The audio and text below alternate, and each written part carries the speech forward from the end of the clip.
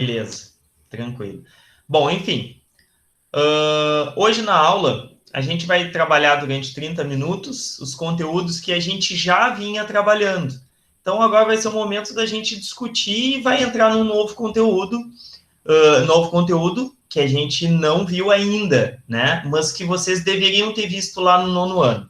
Se vocês não viram, não tem problema, porque o nosso objetivo aqui é revisar justamente para recuperar esses conteúdos que talvez vocês não tenham tido tempo. Então, eu vou apresentar aqui uns slides para vocês, e sempre que vocês tiverem dúvida ou que eu fizer pergunta, pode ligar o microfone, pode falar, tá? Que é o mais interessante. Vamos lá, então.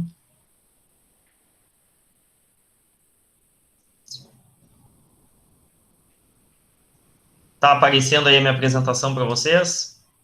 Sim. Então tá. Bom, então, o que a gente vai ver a partir de agora, então? A gente trabalhou, lá naquela primeiro material, a gente trabalhou com o que a gente chama de matéria e energia. Então, a gente precisa saber distinguir perfeitamente o que é matéria e o que é energia. Só que, às vezes, é meio complicado a gente identificar o que é energia, porque a energia, ela não é algo que a gente não consegue pegar, né? Então, por exemplo, a matéria é tudo aquilo que ocupa lugar no espaço. Então, ela pode estar no estado sólido, no estado líquido ou no estado gasoso. E a gente consegue pegar a matéria. Aí vocês vão dizer assim, professor, mas como é que eu pego o ar? Bom, se a gente pegar um balão, por exemplo, ele está cheio de ar, então a gente está conseguindo pegar o balão. E a gente sabe que ele ocupa lugar, porque o que acontece? Se eu seguir enchendo esse balão, né, vai chegar um momento que esse balão não vai aguentar mais essa quantidade de ar e ele vai estourar. Isso vai mostrar que a matéria, no caso do ar, ocupa lugar no espaço. Já a energia é tudo aquilo que a gente não consegue pegar. Então, por exemplo, um exemplo seria a conversão de energia. Apesar da energia ela não ser algo tão palpável que a gente consegue agarrar, a gente não consegue acabar com a energia. A energia, o que a gente consegue fazer é converter a energia de uma forma para outra. Por exemplo, aqui eu tenho uma hidroelétrica, tá? O que é uma hidroelétrica? Eu faço uma represa, aonde eu vou ter aqui água numa maior altura do que aqui embaixo. Quando eu abro essa comporta, né, para sair a água, essa água está com uma alta energia potencial. O que quer dizer isso? Quer dizer que se eu soltar, ela vai descer com força. Então, por exemplo, a energia potencial de uma bolinha que está no chão é menor do que a energia potencial se eu elevar ela a uma certa altura e soltar. Por quê? Ela vai gastar essa energia caindo. Quando ela chegar lá embaixo, é porque eu estou diminuindo a energia potencial e ela está indo para um estado de menor energia. Enfim, essa energia potencial, ela pode ser convertida em energia cinética, porque a água passa por aqui e aqui tem umas turbinas, como se fosse um moinho, aqueles que a gente passa água e ele fica girando. Então, a turbina é exatamente isso, ela fica girando, então eu converto a energia potencial da água em energia cinética do movimento da turbina. Esse movimento da turbina, por sua vez, é convertido em energia elétrica. Então, olha que interessante. Eu consigo converter energia potencial em energia cinética e energia elétrica. Professor, eu preciso saber isso aqui? Não. Eu preciso que você saiba que energia pode ser convertida de uma forma para outra e que a energia é diferente da matéria. A matéria é tudo aquilo que ocupa lugar no espaço. Então, o que acontece? A matéria, além de ser tudo aquilo que ocupa lugar no espaço, eu posso caracterizar ela como corpo e objeto. Como assim? Olha só, aqui eu tenho um artesão com uma quantidade de barro. Nesse momento, olhando para o barro, eu vou chamar ele de corpo. Por quê? Porque o corpo é uma quantidade limitada de matéria, mas que ainda não tem uma finalidade. Agora, no momento que eu pego esse barro, moldo ele e asso ele num forno, ele se torna um vaso. É a mesma quantidade de matéria, é a mesma matéria, porque ainda é barro, tá? Só que agora a diferença é que aqui é um objeto. Por que é um objeto? Porque agora ele tem uma finalidade, que é botar planta, que é botar água. Nesse caso não, porque ele é furado, né? Mas enfim. Então, corpo é uma porção limitada de matéria. Já um objeto é uma porção limitada de matéria que, por sua forma, tem uma finalidade. Então, vocês conseguem observar a diferença desses dois casos aqui? Pode usar o chat aí para botar sim, não, talvez, ou se tiverem alguma dúvida e não quiserem falar, tá, pessoal? Bom, o que vai acontecer? Aqui eu tenho um outro exemplo de corpo e objeto. Nesse caso aqui, eu tenho a garrafa PET, eu tenho o PET em pallets, ou seja, são pequenas bolinhas ou pequenas esferas, enfim, de PET. Quando eu derreto ele e formo uma garrafinha, eu passo a ter um objeto, porque a garrafinha serve para botar água. Já esse PET, nessa forma aqui, não tem utilidade. Ele precisa ser moldado para virar um objeto. Nos dois casos, eu tenho a mesma matéria. A diferença é que esse aqui tem uma finalidade e esse aqui ainda não. Bom, indo adiante, o que a gente viu também? Opa, aqui. Fenômenos químicos e fenômenos físicos. O que é um fenômeno químico? É todo aquele que causa alteração na matéria.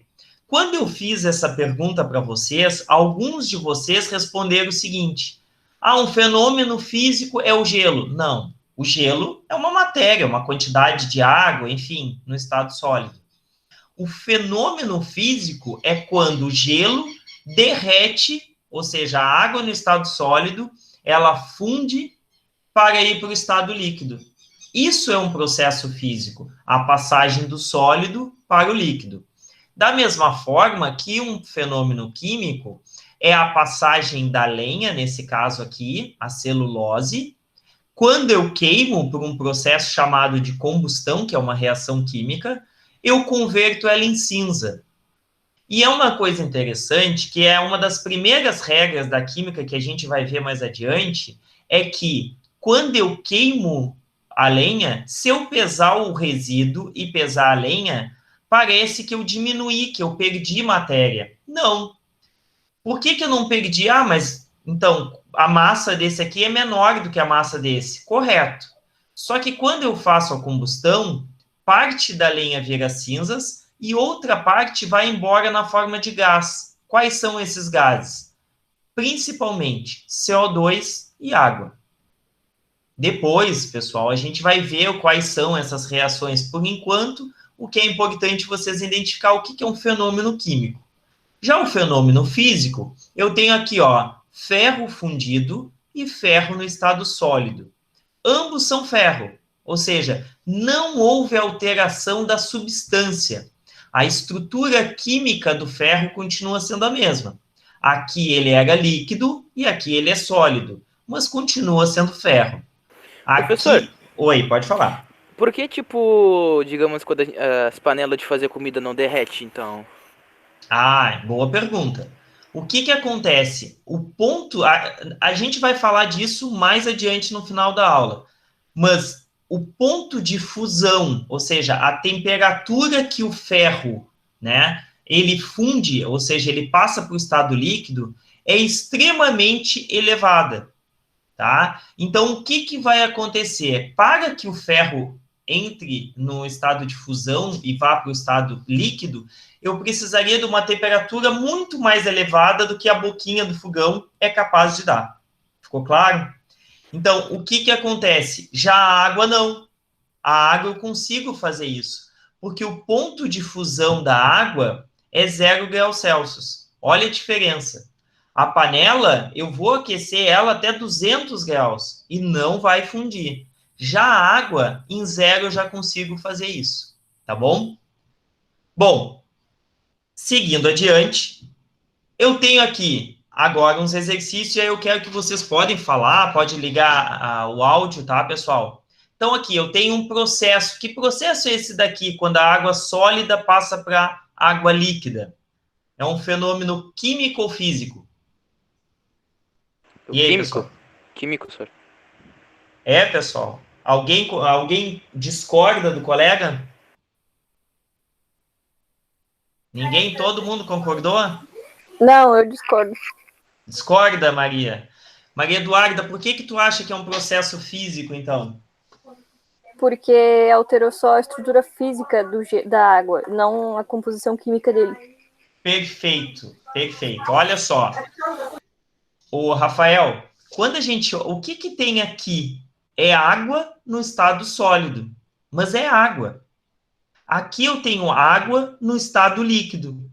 Tanto que, se eu colocar um pedaço de gelo na boca, a sensação é de gelado, mas o gosto é o mesmo gosto da água, ou seja, não deveria ter gosto, né? Apesar de que a água, a gente sabe que ela tem um gostinho por causa do tratamento. Mas, enfim, a água é a mesma.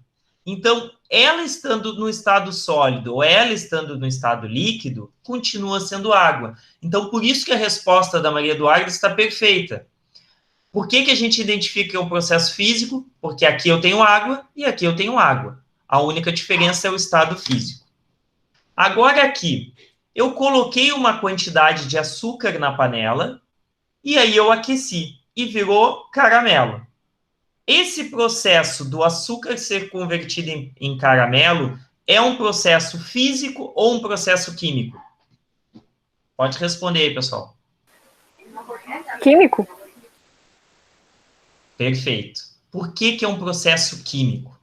Pelo seguinte, se eu solidificar, ou seja, se eu deixar o caramelo esfriar, ele volta a ser açúcar?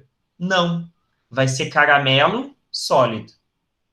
Tanto que se eu pegar, mesmo o caramelo já frio, e colocar na boca, o gosto do caramelo é diferente do gosto do açúcar, apesar dos dois serem doces, tá? Então, o que acontece? Quando eu pego a sacarose, que é o composto químico do açúcar, tá?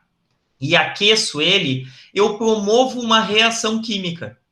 Essa reação faz com que o açúcar vire caramelo.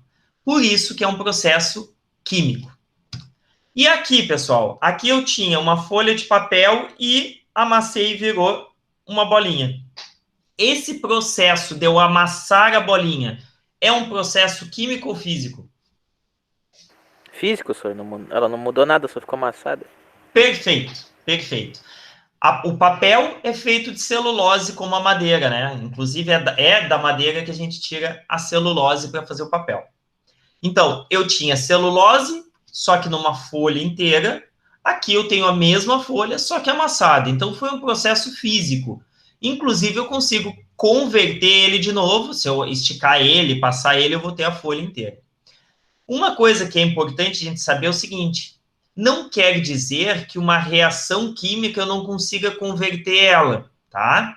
Mas aqui nessa estrutura eu continuo tendo a mesma estrutura química do que o papel inteiro, tá? Não quer dizer que só porque eu volto, se eu consigo voltar para o estado inicial, que seja um princípio físico, um processo físico. Aqui a lenha que a gente já tinha visto. Aqui eu coloquei água na minha panela e aí eu aqueci até que ela começou a ferver. Nesse momento, eu observo que começa a diminuir o volume de água que eu coloquei, porque ela está evaporando. E este processo é um processo físico. Por quê? Porque aqui eu tenho água e se eu colocar a mão sobre a panela, obviamente que eu iria me queimar, mas vamos imaginar que não. O vapor que encostar na minha mão vai umedecer a minha mão. E esse vapor, ele continua sendo água, só que no estado gasoso. E aí depois a gente vai entender por que as características do sólido, líquido e do gasoso são diferentes, mesmo sendo a mesma substância, que é o objetivo dessa aula de hoje, tá? E aqui eu tenho uma maçã que foi entrando em estado de putrefação, ou seja, ela está apodrecendo. E aí, por que se eu provar isso daqui e provar isso aqui tem gosto diferente? Porque as substâncias químicas que tem aqui não são as mesmas que tem aqui. Por isso que eu posso observar que é um processo químico. Bom, o que a gente viu é que a gente pode ter a matéria no estado sólido, líquido e gasoso. E que o processo de eu converter um no outro é chamado de processo físico. Esse processo de passagem de um para o outro tem nomes específicos. Então, por exemplo, aqui eu tenho água no estado sólido, e se por um acaso eu tirar o gelo lá do meu freezer ou do congelador, ele começa a elevar a temperatura. Essa elevação da temperatura promove a fusão, que é a passagem do estado sólido para o líquido. Se eu agora pegar esse líquido e seguir aquecendo, botar ele no fogo, eu vou aquecer até que chega o momento que ela vaporiza, ou seja, ela vai para o estado gasoso. E esse processo é chamado de vaporização. Os processos contrários também existem. Se eu resfriar o vapor de água, eu torno ele líquido novamente, e esse processo é chamado de condensação. E se por um acaso eu resfriar mais ainda essa água, eu consigo passar para o estado sólido, colocando, por exemplo, no freezer, onde a temperatura é mais baixa do que a temperatura ambiente. E aí eu promovo a solidificação. E existe também a passagem do estado sólido direto para o estado gasoso. Este processo é chamado de sublimação. E aí vocês perguntam, aonde que ocorre isso? Nas pedrinhas de naftalina que nós temos em casa. Pode ser que vocês não tenham visto, mas os meninos às vezes vêm dentro do mictório, aquele lugar para onde a gente faz xixi, que tem as pedrinhas, aquelas brancas. Aquelas pedrinhas, elas são naftalina. Por que se coloca ali? Porque tem um cheiro muito forte e ele confunde o cheiro de xixi, né, dando um aspecto de mais limpo. Mas o princípio mais utilizado dessas pedras de naftalina era colocar no guarda-roupa para evitar a traça, tá? Então, essas nomenclaturas é importante que você saiba. Bom, como eu faço o diagrama de mudança de estado? O que é isso daqui? Quando eu vou aquecendo uma substância, ela vai passando do estado sólido para o líquido, para o vapor. E eu posso fazer um gráfico disso. Então, por exemplo, se eu pegar a água, eu sei que o ponto que a água congela, como é que eu sei isso? Porque já foi feito esse experimento várias e várias vezes com um termômetro. Então, se observou que a água passa do estado sólido para o líquido a 0 graus Celsius. Esse momento a gente chama de temperatura de fusão. Está aqui, ó. Quando ela passa do estado líquido para o vapor, que é o momento que a água ferve, a gente sabe que é exatamente 100 graus Celsius. Isso porque a gente está ao nível do mar. Em outros lugares, por exemplo, em cima de uma montanha muito alta, essa temperatura vai variar. Mas para nós, a gente vai considerar sempre 0 graus Celsius, o ponto que ela vai solidificar, e 100 graus Celsius, o ponto que ela vai evaporar. Bom, como é que eu vou avaliar esse gráfico aqui? Então, aqui eu teria apenas água no estado sólido, e isso serve para qualquer substância, tá, pessoal? O que vai mudar é o valor aqui, ó, da temperatura, que foi a pergunta que o Rafael fez. Por que a panela não desmancha, ou seja, que ela não derrete? Porque esta temperatura aqui é extremamente elevada para o ferro, tá? Já para a água é apenas 100 graus Celsius. Bom, enfim, o que acontece? Antes desse primeiro patamar aqui em preto, eu tenho apenas água no estado sólido. Nesse momento do patamar, quando ele alcança a temperatura de fusão, eu tenho água no estado sólido junto com água no estado líquido. Então, aqui eu tenho um equilíbrio, né, entre as duas fases, que é a chamada transição. Se eu seguir aquecendo, eu vou ter água apenas no estado líquido. Então, o que eu quero que vocês saibam aqui, ó? Que neste momento, enquanto eu tiver gelo, a água vai estar a 0 graus Celsius. Somente quando todo o gelo derreter é que a temperatura vai elevar. Por isso que aqui é nesse eixo aqui é a temperatura. Então, se eu for elevando a temperatura, vai aumentando. Se eu botar um termômetro no gelo, eu vou ver que a temperatura vai aumentando. Quando chegar em 0, ela fica fixo até que todo o gelo derreta. Quando todo o gelo derreter, aí ele começa a elevar, porque eu vou ter só água no estado líquido, até que chega a 100 graus Celsius. Quando chegar a 100, ele vai ficar a 100 até que toda a água evapore. Depois que toda a água evaporar, a temperatura segue aumentando, tá? Então, o que caracteriza uma substância pura? Que a temperatura de fusão e a temperatura de ebulição é fixo. Ou seja, é um único valor para qualquer um dos dois, tá bom? Diferente de uma mistura. No caso de uma mistura simples, se eu botei simples é porque existe 2 exceções. Mas no caso das misturas simples, como por exemplo água com sal, que é água salgada, tá? O que a gente observa? Ó, eu tenho estado sólido. Quando chega na temperatura de fusão, olha aqui, ó, aqui agora eu não tenho mais uma reta com um único valor de temperatura. Eu tenho uma inclinação leve com 2 valores aqui. Isso quer dizer que a água salgada começa a ir para o estado líquido, mas a temperatura continua variando, mesmo eu ainda tendo sólido presente. Quando toda a água sólida, a água salgada sólida, se dissolve, formando água no estado líquido, a temperatura volta a subir rapidamente, até que ocorre a mesma coisa aqui na transição de fase do líquido para o vapor. Só que eu tenho 2 valores também. Olha aqui que aqui eu tinha um único valor e aqui eu tenho 2, tanto na fusão quanto na ebulição. Ficou claro para vocês, pessoal, a diferença de uma substância pura, como, por exemplo, a água, o óleo, o álcool, a gasolina, todos eles, quando puros, têm essa característica aqui. Todos eles, quando misturado a alguma coisa, vão ter características de mistura, que é ter esses 2 patamares, só que inclinados. Prof. Fala, pode falar. É que nem aquele, tipo, quando tu bota óleo na água, sabe? O óleo fica... Não. No caso aqui, boa pergunta. Quando tu deu esse exemplo da água do óleo, eles não se misturam. Então, não é caracterizado como uma mistura simples nesse caso. É uma mistura, mas não para esse caso. Quando eu estou falando aqui, é quando eu tenho substâncias que se dissolvem uma na outra. Por exemplo, água e sal, água e álcool, água e açúcar, óleo e gasolina, tá? Mas eu sempre vou ter uma única fase, que é o conteúdo que a gente vai falar na próxima aula, que é a caracterização das misturas, tá?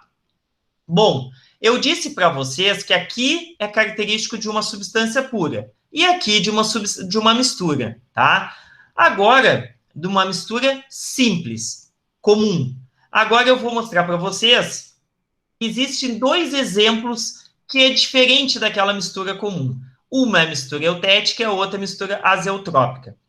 Na mistura eutética, eu tenho, olha só, olha aqui não é caracterizado por uma mistura, eu tenho 2 valores de ebulição, mas de fusão eu tenho um único valor. Então, sempre que eu tiver a temperatura de fusão fixa e a temperatura de ebulição variável, ou seja, eu tenho 2 valores, é uma mistura eutética. Quando eu tenho o contrário, ó, o ponto de fusão variável e o ponto de ebulição fixo, é caracterizado por uma mistura azeotrópica. Então, olhem bem a diferença. Se eu tiver os 2 fixos, ou seja, retinho aqui, ó, um único valor, é uma substância pura. Se eu tiver os 2 inclinadinho, como esse daqui, ó, tanto aqui quanto aqui, é uma mistura comum, ou mistura simples. Quando eu tenho apenas um, ó, inclinado e o outro reto, pode ser tanto eutético quanto azeotrópico. Como é que eu vou diferenciar? Eutético, esse aqui é fixo, que é a temperatura de fusão, e no azeotrópico, a temperatura de ebulição é fixa. Exemplo, o álcool etílico, né? Ele é hidratado, ele é uma mistura de álcool com água, nessa proporção aqui. Qualquer outra proporção não vai ter essa característica, tá, pessoal? Então, é só nível de curiosidade. Eu não vou perguntar para vocês, dê um exemplo de uma mistura azeotrópica. Não, eu vou perguntar sobre os gráficos. Aí eu vou perguntar a vocês agora, pessoal. Ficou claro isso daqui que eu tinha para falar para vocês? Pode falar. Sim, senhor. Sim. Tá bom. Um exercício rapidamente que já está fechando o horário. Ó, aqui eu tenho um gráfico e eu quero que vocês pensem aí quais são o estado físico dessas letras aqui. Bom, ó, no A é antes do primeiro patamar, eu tenho 2. Aqui, a substância, seja ela qual for, ela está no estado sólido. No B, eu tenho a transição entre A e C. Então, é uma transição de fase, aonde eu tenho a temperatura de fusão. Ou seja, eu tenho equilíbrio entre o sólido e o líquido. No C, eu tenho apenas líquido. Então, A, somente sólido. B, líquido e sólido. C, apenas líquido. E no D, eu tenho os dois estados físicos juntos. Líquido e gasoso. E no E, eu tenho apenas o estado gasoso. E para encerrar, eu queria que vocês me respondessem o seguinte: esse gráfico aqui é de uma substância pura, uma mistura comum, uma mistura azeotrópica ou uma mistura eutética? O que vocês acham, pessoal? Fala aí alguém, pessoal. Uma mistura comum? Por que tu acha? Olha só. Aqui é a transição de fase, né? Que é o ponto de fusão, tá? Ó, PF, ponto de fusão. Eu tenho equilíbrio sólido e líquido, não é? Não tem apenas uma temperatura, ele não está reto aqui. Então, ou seja, o ponto de fusão é fixo. Agora vamos ver o ponto de ebulição. Aqui eu tenho líquido e gasoso misturado, né? Que é a transição entre o líquido e o gasoso. E a temperatura não é 78 graus Celsius, ou seja, é uma única temperatura. Então, se eu tenho o ponto de fusão com uma temperatura fixa e o ponto de ebulição com uma temperatura fixa, isso é o que caracteriza ser uma substância pura, tá? Então, aqui eu tenho ponto de ebulição fixo, de fusão fixo, ponto de ebulição fixo. Então, este gráfico é de uma substância pura, tá bom? Então, pessoal, eu vou passar para vocês lá na plataforma uns exercícios que é a atividade de número 5, tá? Nessa atividade, vocês vão ter 4 gráficos e eu só quero que vocês coloquem se o gráfico é de uma substância pura, se é de uma mistura comum, uma mistura azeotrópica ou uma mistura eutética, tá bom? Então, espero que tenham gostado da aula. Semana que vem a gente tem mais. Então, façam a atividade e até a próxima aula, tá bom? Boa noite para todos vocês. Boa noite, senhor. Boa noite. Boa noite. Boa noite. Boa noite.